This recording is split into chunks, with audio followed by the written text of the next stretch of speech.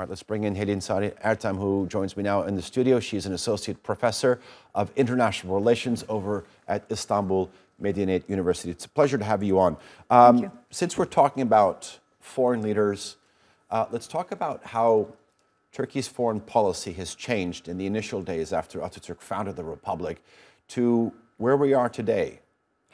Well, it's a long history, by the way. So we had lots of ups and downs, but at the same time, it's really nice to see that we could protect national unity, our territorial integrity, because we are in a geography, as all you know, a geography full of crises. So there have always been crises, international crises, regional crises, but it was the success of the Turkish Republic to manage somehow this crisis, because it was really significant to protect national unity and integrity.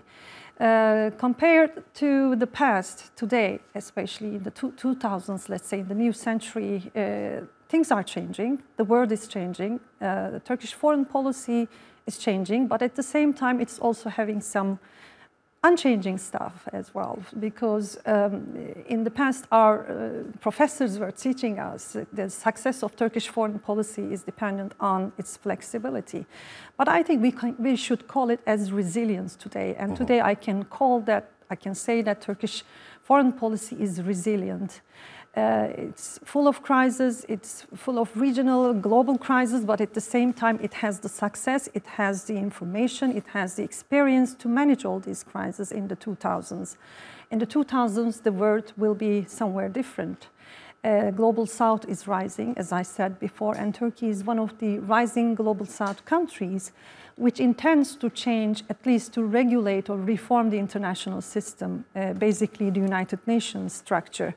And it's been more than a decade, I guess, Turkey is underlining that there is such a strong need to change the structure of the international system, especially the United Nations. For that reason, the slogan came out as "the world is bigger than five."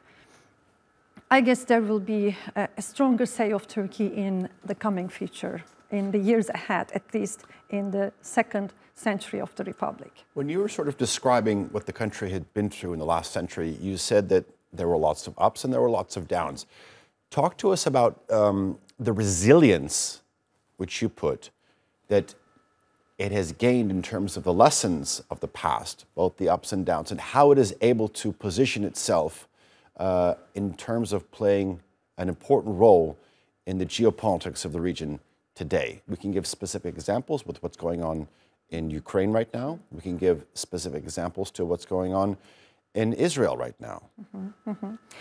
Well, as I said, as there are so many crises around, Turkey has to be quite careful about what it is doing, what it is saying, but at the same time, this should be a very strong and self-confident position. So you should be careful, but at the same time, you should protect your self-confidence. So being careful doesn't mean that you have to keep silent all the time, that you don't have to do anything active in the region or at global level. So I can see that at least there are signs of that for sure in various crises, as you mentioned, Ukraine crisis, and hopefully in Palestinian crisis as well, because we need Turkey's mediation as a role, as a strong country role at the global level. We need Turkey's care and attention when it comes to the management of the crisis in the region. There is a strong need for the countries like Turkey. We don't have to take side. We don't have to declare that whether we are with the West or with the East, but I think there is a unique position of Turkey, which is a combination of both. And it's a clever way of doing that, because the success of the traditional Turkish foreign policy depends on your ability to protect balance of power. And as long as you keep this balance of power strategy and your rationality, there are so many opportunities that you can benefit from. And it's not about just benefiting from opportunities just for national causes, but at the same time, I guess this is in the advantage of regional peace and global peace.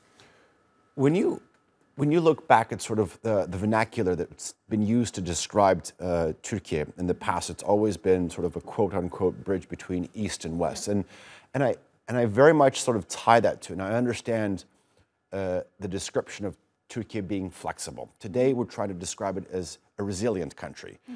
Perhaps it is a beacon of hope. It is a source of power for not only the country and its citizens, but also neighboring countries as well.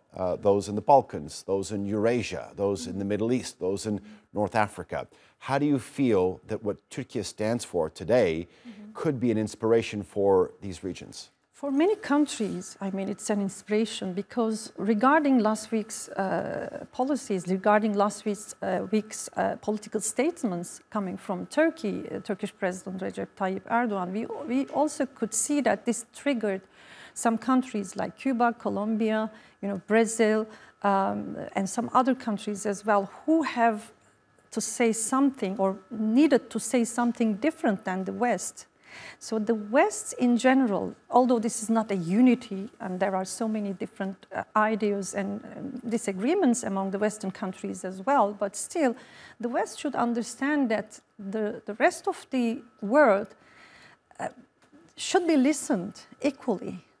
So there is a need to be listened by for these countries, for so many countries, which would take Turkey as an inspiration. So most of the time I keep underlining a quote from international expert Mohammed Ayub, and Ken Booth, for example. The security that we are talking in our region is different than the security of Europe because the concept is being perceived differently in the regions because the security needs, requirements and facts of these regions are different from each other.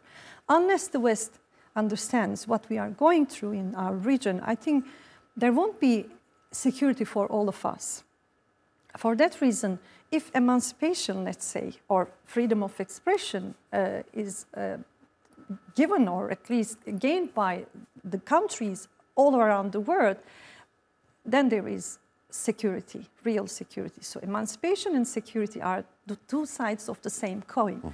I think Turkey has a unique role on that side to make the other countries know, or at least take Turkey as a model, that they should have a stronger voice and they actually has a chance to be listened to.